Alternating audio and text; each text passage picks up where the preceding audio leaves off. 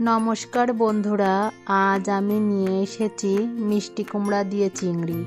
যখন আমার ঝটপট রান্না করতে হবে বা রান্নার জন্য একদমই সময় নাই, তখন আমি এ ধরনের রেসিপি রান্না করি। তাছাড়া মাছ রান্না করলে তো ভেজে রান্না করতে অনেক দেরি হবে, এই জন্য রান্না করিনি। দেখুন কিভাবে মিষ্টি কুমড়া চিংড়ি রান্না করি।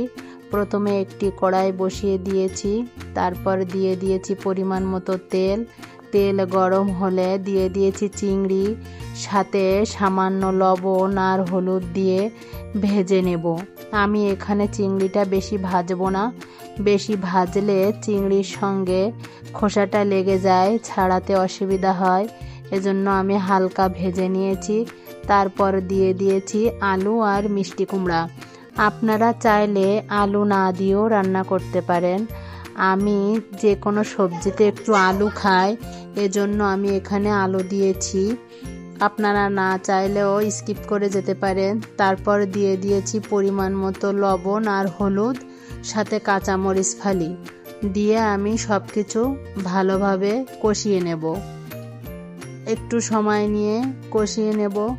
দেখুন চিংড়িটা আমার বাবু পছন্দ করে, এজন্য আমি চিংড়ি বেশি রান্না করি। তাছাড়া ও যে কোনো সবজিতে চিংড়ি খুব ভালো খায়। কথা বলতে বলতে আমার কষানো হয়ে গেছে। এবার দিয়ে দিয়েছি গরম জল, দিয়ে আমি ঢাকা দিয়ে রাখবো। যতক্ষণ না সিদ্ধ হয় ততক্ষণ আমি রান্না হতে দেব। আর আমি যে কোনো রান্না একটু ঝোল ঝোল রাখি, কারণ আমার পরিবারের সবাই একটু হালকা ঝোল খেতে পছন্দ করে।